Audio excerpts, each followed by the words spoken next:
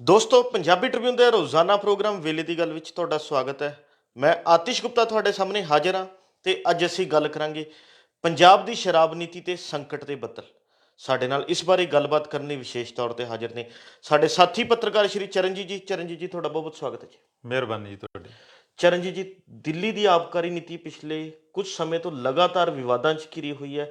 ਉਸੇ ਵਿਵਾਦਾਂ ਦੇ ਚੱਲਦਿਆਂ ਦਿੱਲੀ ਦੇ ਉਪ ਮੁੱਖ ਮੰਤਰੀ ਮਨੀਸ਼ ਸਿਸੋਦੀਆ ਤੱਕ ਨੂੰ ਸੀਬੀਆਈ ਨੇ ਗ੍ਰਿਫਤਾਰ ਕੀਤਾ ਹੈ। ਤੇ ਹੁਣ ਉਹੀ ਜਿਹੜੀ ਗੱਲ ਕਰੀਏ ਤਾਂ ਪੰਜਾਬ ਦੀ ਆਬਕਾਰੀ ਨੀਤੀ ਤੇ ਵੀ ਲਗਾਤਾਰ ਉਸੇ ਤਰ੍ਹਾਂ ਉਂਗਲਾਂ ਉੱਠਣੀਆਂ ਸ਼ੁਰੂ ਹੋ ਗਈਆਂ ਜਿਵੇਂ ਦਿੱਲੀ 'ਚ ਉੱਠ ਰਹੀਆਂ ਸੀ। ਵਿਰੋਧੀ ਧਿਰ ਵੱਲੋਂ ਲਗਾਤਾਰ ਸਵਾਲ ਚੁੱਕੇ ਜਾ ਰਹੇ ਨੇ। ਜਿਹੜੀ ਪੰਜਾਬ ਦੀ ਆਬਕਾਰੀ ਨੀਤੀ ਹੈ ਉਸ ਨੂੰ ਘੇਰੇ 'ਚ ਲਿਆਉਣ ਦੀ ਕੋਸ਼ਿਸ਼ ਕੀਤੀ ਜਾ ਰਹੀ ਹੈ। ਅਸੀਂ ਜਾਣਨਾ ਚਾਹਾਂਗੇ ਵੀ ਕਿ ਇਹ ਜਿਹੜਾ ਪੰਜਾਬ ਦੀ ਆਬਕਾਰੀ ਨੀਤੀ ਤੇ ਉਂਗਲਾਂ ਉੱਠ ਰਹੀਆਂ ਇਹ ਕਿੰਨੀ ਕੁ ਜਾਇਜ਼ ਹੈ, ਤੁਸੀਂ ਇਸ ਨੂੰ ਕਿਵੇਂ ਦੇਖਦੇ ਹੋ? ਦੇਖੋ, ਜਦੋਂ ਸੀਬੀਆਈ ਨੇ ਦਿੱਲੀ ਦੇ ਜਿਹੜੇ deputy chief minister Manish Sisodia ਜੀ, ਉਹਨਾਂ ਨੂੰ ਜਦੋਂ ਹਿਰਾਸਤ ਦੇ ਵਿੱਚ ਲਿਆ, ਜਿੰਨੀ ਕੁ ਪੋਲੀਟੀਕਲ ਸਰਗਰਮੀ ਦਿੱਲੀ ਦੇ ਵਿੱਚ ਵਧੀ, ਉਸ ਦੇ ਨਾਲ ਹੀ ਉਨੀ ਕੁ ਜਿਹੜੀ ਰਾਜਸੀ ਗਤੀਵਿਧੀਆਂ ਨੇ ਉਹ ਪੰਜਾਬ ਦੇ ਵਿੱਚ ਨਾਲੋਂ ਨਾਲ ਦੇਖਣ ਨੂੰ ਮਿਲ ਰਹੀਆਂ ਨੇ ਜੀ। ਤੁਹਾਡੇ ਯਾਦ ਹੋਏਗਾ ਕਿ ਦਿੱਲੀ ਪੁਲਿਸ ਦਾ ਜਿਹੜਾ ਇਕਨੋਮਿਕ ਵਿੰਗ ਹੈ, ਉਹਨੇ ਸ਼ੁਰੂਆਤੀ ਦੌਰ ਦੇ ਵਿੱਚ ਦਿੱਲੀ ਦੀ ਜਿਹੜੀ ਐਕਸਾਈਜ਼ ਪਾਲਿਸੀ ਸੀ ਉਹਦੀ ਪੜਤਾਲ ਕੀਤੀ ਸੀਗੀ। ਜੀ। ਉਹਦੇ ਵਿੱਚ ਕੁਝ ਬੇਨਿਯਮੀਆਂ ਤੇ ਉਣਤਾਈਆਂ ਪਾਈਆਂ ਸੀ, ਜਿਹਨੂੰ ਬੇਸ ਬਣਾ ਕੇ ਦਿੱਲੀ ਦੇ ਐਲਜੀ ਨੇ ਉਹਦੀ ਪੜਤਾਲ ਹੈ ਜਿਹੜੀ ਸੀਬੀਆਈ ਦੇ ਹਵਾਲੇ ਕੀਤੀ ਸੀਗੀ। ਜੀ। ਸੋ ਨਾਲੋਂ ਨਾਲ ਈਡੀ ਦੀ ਪੁੱਛਗਿੱਛ ਵੀ ਚੱਲ ਰਹੀ ਸੀਗੀ। ਆਮ ਆਦਮੀ ਪਾਰਟੀ ਦੇ ਸੀਨੀਅਰ ਨੇਤਾ ਵੀ ਕੁਝ ਅਰੈਸਟ ਕੀਤੇ ਗਏ ਨੇ, ਜੀ। ਕੁਝ ਕਾਰੋਬਾਰੀ ਲੋਕਾਂ ਨੂੰ ਵੀ ਅਰੈਸਟ ਕੀਤਾ ਗਿਆ ਸੀ ਤੇ ਅਲਟੀਮੇਟਲੀ ਸੀਬੀਆਈ ਨੇ ਜਿਹੜਾ ਹੈਗਾ ਮਨੀਸ਼ ਸਿਸੋਦੀਆ ਨੂੰ ਹਿਰਾਸਤ 'ਚ ਲਿਆ ਤੇ ਹੁਣ ਉਹ 5 ਦਿਨਾਂ ਲਈ ਪੁਲਿਸ ਸੀਬੀਆਈ ਰਿਮਾਂਡ ਤੇ ਨੇ ਹੈਗੇ ਨੇ। ਤੇ ਨਾਲ ਹੀ ਜਿਹੜੀ ਦਿੱਲੀ ਦੇ ਵਿੱਚ ਅੱਜ ਅਰਵਿੰਦ ਕੇਜਰੀਵਾਲ ਨੇ ਜਿਹੜੇ ਉਹਨਾਂ ਨੇ ਸ਼ਾਮ ਨੂੰ ਇੱਕ ਮੀਟਿੰਗ ਵੀ ਸੱਦੀ ਆਪਣੇ ਸੀਨੀਅਰ ਆਗੂਆਂ ਦੀ, ਆਪਣੇ ਵਿਧਾਇਕਾਂ ਦੀ, ਵਜ਼ੀਰਾਂ ਦੀ, ਤੇ 2 ਮੰਤਰੀਆਂ ਨੇ ਵੀ ਉੱਥੇ ਅਸਤੀਫੇ ਦਿੱਤੇ ਹੈ। ਉਹਨਾਂ ਦੀ ਵੀ ਹੁਣ ਨਵੀਂ ਚੋਣ ਹੈ ਜਿਹੜੀ ਕੀਤੀ ਜਾਣੀ ਅੱਜ ਸ਼ਾਮ ਤੱਕ ਹੋਣ ਦੀ ਸੰਭਾਵਨਾ ਹੈ। ਮੁੱਖ ਰੂਪ ਦੇ ਵਿੱਚ ਜਿਹੜੀ ਉੱਥੋਂ ਦੀ ਪਾਲਿਸੀ ਸੀ, ਐਕਸਾਈਜ਼ ਪਾਲਿਸੀ, ਜਿਸ ਨੂੰ ਜੁਲਾਈ 2022 ਦੇ ਵਿੱਚ ਆਪ ਸਰਕਾਰ ਨੇ ਵਿਡਰੋ ਕਰ ਲਿਆ ਸੀ, ਜੀ। ਉਦੋਂ ਹੀ ਇਹ ਸ਼ੱਕ ਹੈ ਜਿਹੜੇ ਹੋਰ ਤਿੱਖੇ ਹੋ ਗਏ ਸੀ, ਜਿਹਦੇ ਨਾਲ ਆਮ ਲੋਕਾਂ ਦੇ ਵਿੱਚ ਵੀ ਇਹ ਪ੍ਰਭਾਵ ਚਲਾ ਗਿਆ ਸੀ ਕਿ ਅਗਰ ਤੁਹਾਡੀ ਪਾਲਿਸੀ ਠੀਕ ਹੈ ਤਾਂ ਇਸ ਨੂੰ ਵਿਡਰੋ ਕਰਨ ਦੀ ਕੀ ਜ਼ਰੂਰਤ ਪਈ ਸੀ। ਜੀ ਬਿਲਕੁਲ। ਤਾਂ ਉਹਦੇ ਨਾਲ ਜਿਹੜੇ ਸ਼ੰਕੇ ਹੈ ਉਹ ਹੋਰ ਜ਼ਿਆਦਾ ਆਮ ਲੋਕਾਂ ਦੇ ਵਿੱਚ ਵੱਧ ਗਏ ਸੀਗੇ। ਤਾਂ ਦਿੱਲੀ ਸਰਕਾਰ ਨੇ ਚਾਹੇ ਤੇ ਲੱਖ ਸਫਾਈਆਂ ਦਿੱਤੀਆਂ ਹੋਣ, ਪਰ ਕਿਸੇ ਨਾ ਕਿਸੇ ਰੂਪ ਦੇ ਵਿੱਚ ਦਿੱਲੀ ਦੀ ਜਿਹੜੀ ਆਮ ਆਦਮੀ ਪਾਰਟੀ ਦੀ ਸਰਕਾਰ ਹੈ ਉਹ ਘਿਰਦੀ ਨਜ਼ਰ ਆਈ ਹੈ। ਜੀ। ਪ੍ਰਮੁੱਖਤਾ ਨਾਲ ਇਹ ਗੱਲ ਕਹੀ ਗਈ ਸੀਗੀ ਕਿ ਦਿੱਲੀ ਸਰਕਾਰ ਨੇ ਤਕਰੀਬਨ 144 ਕਰੋੜ ਰੁਪਏ ਦਾ ਜਿਹੜਾ ਫਾਇਦਾ ਹੈ ਉਹ ਸ਼ਰਾਬ ਮਾਫੀਏ ਨੂੰ ਦਿੱਤਾ ਹੈ ਤੇ ਉੱਥੇ ਜਿਹੜਾ ਸਾਰਾ ਕਾਰੋਬਾਰ ਹੈ ਉਹ ਵੀ ਨਿੱਜੀ ਹੱਥਾਂ ਦੇ ਹਵਾਲੇ ਕੀਤਾ ਗਿਆ ਸੀ। ਜੀ।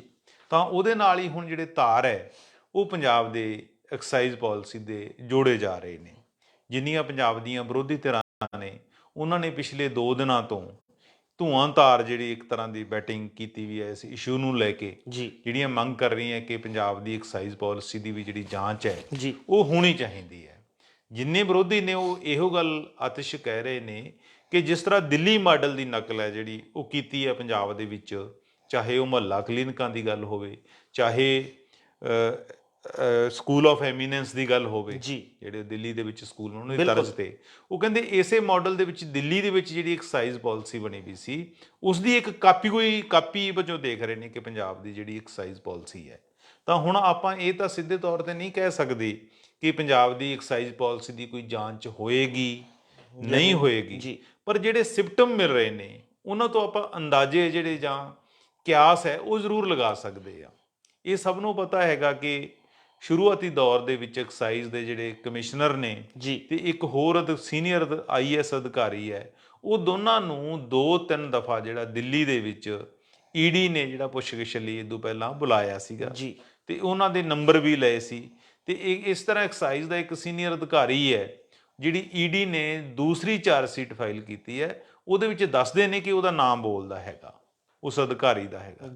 ਇੱਥੇ ਵੀ ਤੁਹਾਡੇ ਯਾਦ ਹੋਏਗਾ ਕਿ 2 ਅਧਿਕਾਰੀਆਂ ਦੇ ਘਰਾਂ ਤੇ ਛਾਪੇਮਾਰੀ ਜਿਹੜੀ ਹੋਈ ਸੀ, ਉਹਨਾਂ ਤੋਂ ਪੁੱਛਗਿੱਛ ਵੀ ਕੀਤੀ ਗਈ ਸੀ। ਤਾਂ ਇਹ ਗੱਲਾਂ ਨੇ ਕੁਝ। ਇੱਕ ਗੱਲ ਸਾਨੂੰ ਇਹ ਵੀ ਨਿਕਲ ਕੇ ਸਾਹਮਣੇ ਆਈ ਹੈ ਕਿ ਈਡੀ ਨੇ ਪੰਜਾਬ ਦੇ ਐਕਸਾਈਜ਼ ਡਿਪਾਰਟਮੈਂਟ ਤੋਂ ਜੀ ਕੁਝ ਰਿਕਾਰਡ ਦੀ ਮੰਗ ਕੀਤੀ ਸੀਗੀ।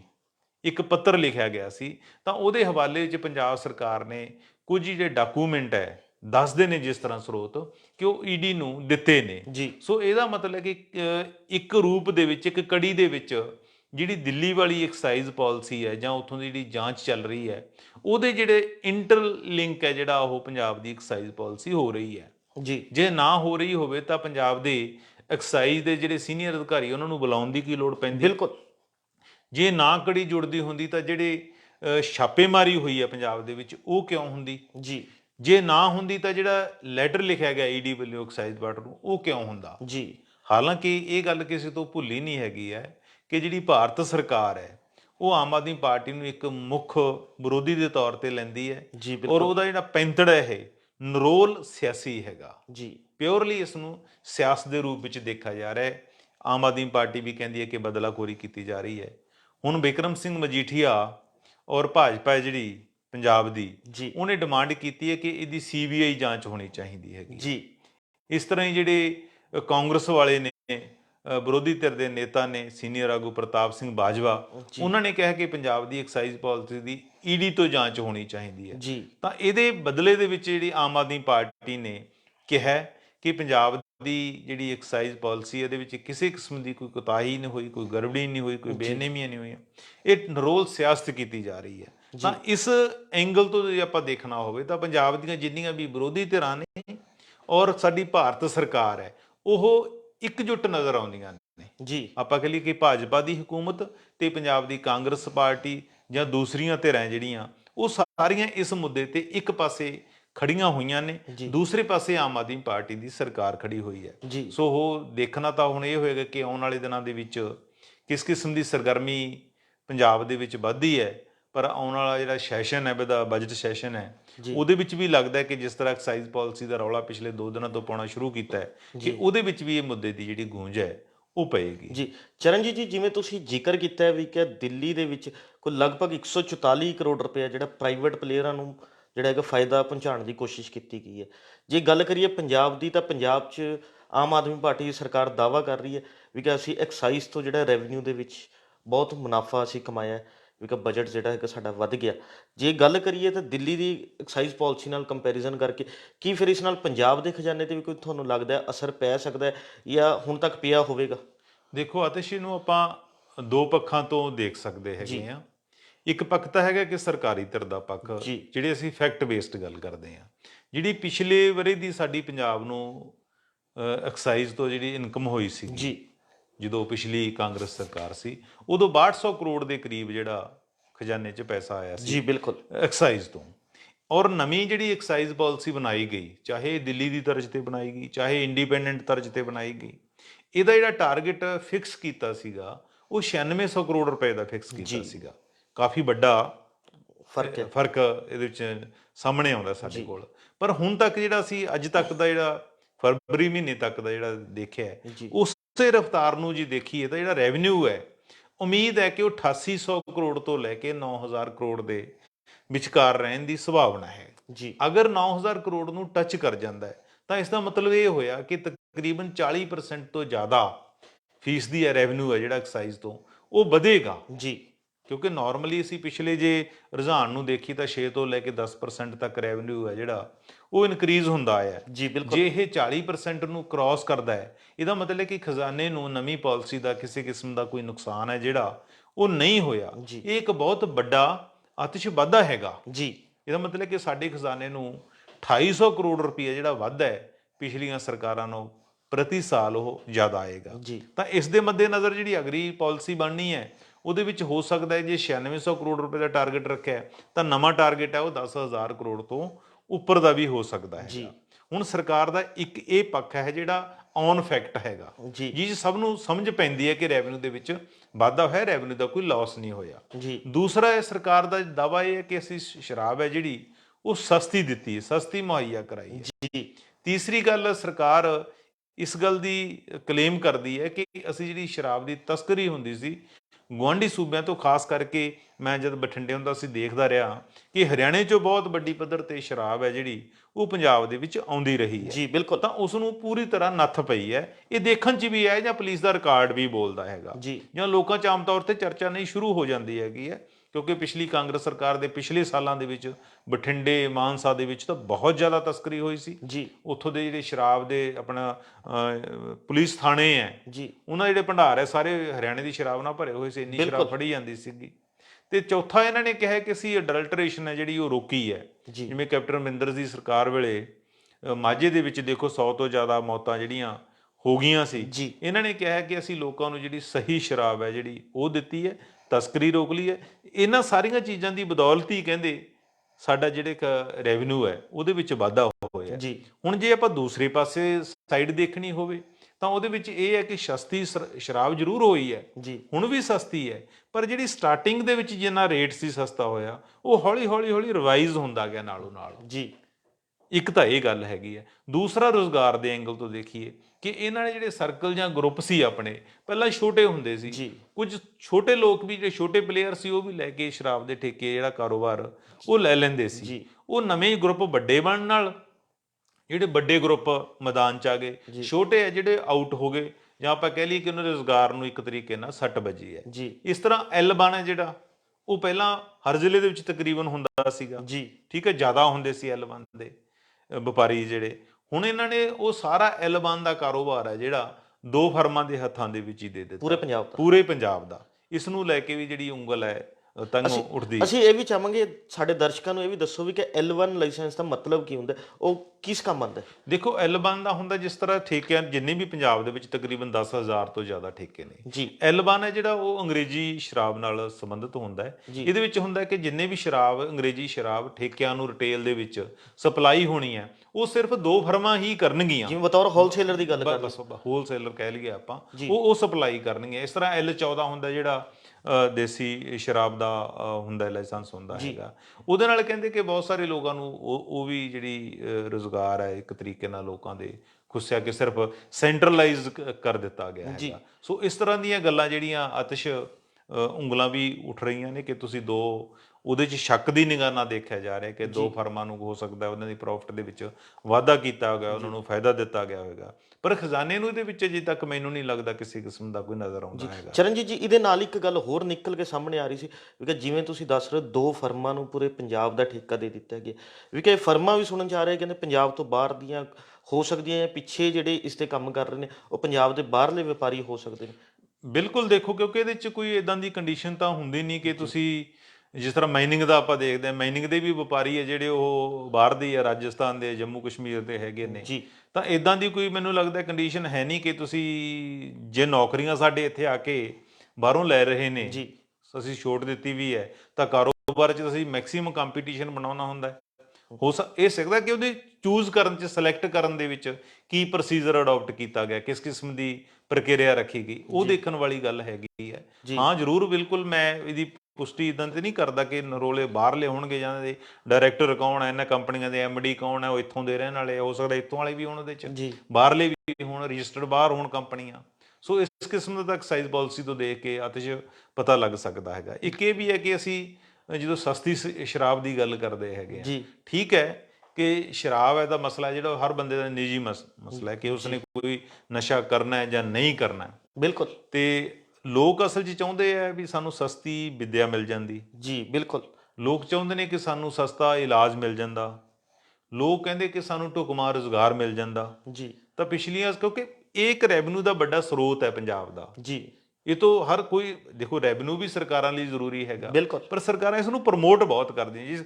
ਇਹ ਤਾਂ ਦੇਖੋ ਅੰਡਰਸਟੂਡ ਹੈ ਕਿ ਸਾਨੂੰ ਜੇ ਅਸੀਂ ਸਸਤੀ ਸ਼ਰਾਬ ਦੇਵਾਂਗੇ ਤਾਂ ਇਹਦੇ ਨਾਲ ਸਾਡੇ ਜਿਹੜੇ ਕਸਟਮਰ ਹੈ ਉਹਨਾਂ ਦੀ ਗਿਣਤੀ ਦੇ ਵਿੱਚ ਹੈ ਜਿਹੜੇ ਉਹ ਇਜ਼ਾਫਾ ਹੋਏਗਾ। ਹਾਲਾਂਕਿ ਪੋਲੀਟੀਕਲ ਪਾਰਟੀਆਂ ਤਾਂ ਆਪਣੀਆਂ ਜਿਹੜੇ ਕੰਸਟੀਟਿਊਸ਼ਨ ਬਣਾਉਂਦੀਆਂ ਨੇ ਉਹਨਾਂ ਦੇ ਵਿੱਚ ਇਹ, ਜਿਵੇਂ ਸ਼੍ਰੋਮਣੀ ਅਕਾਲੀ ਦਲ ਦਾ ਮੈਂ ਦੇਖਿਆ, ਉਹਨਾਂ ਨੇ ਦੇਖਿਆ ਕਿ ਸਾਡਾ ਜਿਹੜਾ ਮੈਂਬਰਸ਼ਿਪ ਲਏਗਾ ਅਡਲਟ ਬੰਦਾ, ਤਾਂ ਉਹ ਜਿਹੜਾ ਬਿਲਕੁਲ ਨਾਨ ਡਰਿੰਕਰ ਹੋਣਾ ਚਾਹੀਦਾ ਹੈਗਾ। ਇਸ ਤਰ੍ਹਾਂ ਆਪਣੇ ਕੰਸਟੀਟਿਊਸ਼ਨ 'ਚ ਕਾਂਗਰਸ ਪਾਰਟੀ ਨੇ ਲਿਖਿਆ ਕਿ ਉਹ ਤੋਂ ਆਪਣਾ ਐਲੈਜ਼ ਕਰ ਮਤਲਬ ਅਹਿਦ ਲਵੇ ਕਿ ਮੈਂ ਸ਼ਰਾਬ ਤੋਂ ਜਿਹੜਾ ਦੂਰ ਰਹਾਂਗਾ, ਪਰ ਪ੍ਰੈਕਟੀਕਲੀ ਆਪਾਂ ਨੂੰ ਪਤਾ ਹੀ ਹੈ ਕਿਉਂਕਿ ਵੱਡਾ ਇੱਕ ਸਰੋਤ ਹੈ, ਸਾਰੇ ਲੋਕ ਹੈ ਜਿਹੜੇ ਪੀਂਦੇ, ਤੇ ਠੇਕਿਆਂ ਦੀ ਗਿਣਤੀ ਜਿਵੇਂ ਪਹਿਲਾਂ ਗੱਲ ਕੀਤੀ 10,000 ਨੂੰ ਕ੍ਰਾਸ ਕਰ ਚੁੱਕੀ ਹੈ ਔਰ ਸਰਕਾਰਾਂ ਸੈਸ ਵੀ ਲਾਉਂਦੀਆਂ ਤੇ ਜੀ ਤੁਹਾਡੇ ਯਾਦ ਹੋਏ ਅਕਾਲੀ ਭਾਜਪਾ ਦੀ ਸਰਕਾਰ ਦੀ ਜੋ ਸਰਕਾਰ ਸੀ ਸੈਸ ਵੀ ਲਾਏ ਤੇ ਸਭ ਤੋਂ ਵੱਧ ਡਿਸਟਿਲਰੀਆਂ ਵੀ ਅਕਾਲੀ ਭਾਜਪਾ ਸਰਕਾਰ ਦੇ ਵਿੱਚ ਖੋਲੀਆਂ ਤਕਰੀਬਨ ਉਹਨਾਂ ਦੇ ਵਿੱਚ 12 ਦੀ ਗਿਣਤੀ ਹੋ ਗਈ ਸੀ 2012 ਤੱਕ। ਉਦੋਂ ਬਾਅਦ ਜਿਹੜੀਆਂ ਕਾਂਗਰਸ ਦੀ ਹਕੂਮਤ ਆਉਂਦੀ ਉਦੋਂ ਬਾਅਦ 4 ਮੈਨੂੰ ਲੱਗਦਾ ਫੇਰ ਬਾਅਦ ਦੇ ਵਿੱਚ 16 ਟੋਟਲ ਹੈ ਜਿਹੜੀ ਡਿਸਟਿਲਰੀਆਂ ਹੋ ਗਈਆਂ ਤੇ 1200 ਕਰੋੜ ਰੁਪਈਆ ਸੈਸ ਹੈ ਜਿਹੜਾ ਉਹ ਕੀਤਾ। ਸੈਸ ਕਿਸ ਤੇ ਲਾਇਆ ਜਾਂਦਾ ਹੈ? ਐਜੂਕੇਸ਼ਨ ਸੈਸ ਲਾਇਆ ਜਾਂਦਾ ਹੈ, ਸਪੋਰਟਸ ਤੇ ਲਾਇਆ ਜਾਂਦਾ ਹੈ। ਤਾਂ ਜਿੰਨੀਆਂ ਯਾਦਗਾਰਾਂ ਬਣੀਆਂ ਪੰਜਾਬ ਦੇ ਵਿੱਚ ਅਕਾਲੀ ਭਾਜਪਾ ਗੱਠਜੋੜ ਸਰਕਾਰ ਦੇ ਦੌਰਾਨ, ਜਿੰਨੇ ਸਮਾਰਕ ਬਣੇ ਜਿਵੇਂ ਜੰਗੇ ਆਜ਼ਾਦੀ ਦਾ ਦੂਸਰੇ ਹੈਗੇ ਨੇ, ਉਹਨਾਂ 'ਚ ਵੀ ਜਿਹੜੀ ਆਪਾਂ ਕਿਸੇ ਨਾਲ ਅਜੇ ਹਾਸੀ ਮਜ਼ਾਕ 'ਚ ਕਹਿੰਦੇ ਉਹ ਸ਼ਰਾਬੀਆਂ ਦੀ ਨੇਕੀ ਦਾ ਪੈਸਾ ਲੱਗਿਆ ਹੋਇਆ ਜੀ ਹੈ ਨਾ, ਕਿਉਂਕਿ 1200 ਕਰੋੜ ਰੁਪਈਆ ਉਧਰ ਲੱਗਿਆ ਹੈਗਾ।